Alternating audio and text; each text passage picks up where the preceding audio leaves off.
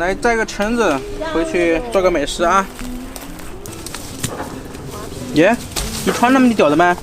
先多搞点水，橙子放下去，放点盐，用盐水泡一下，去锅辣。天灵盖打开，哟，按点盐，把匀搞均匀，擦下去，边缘渗透。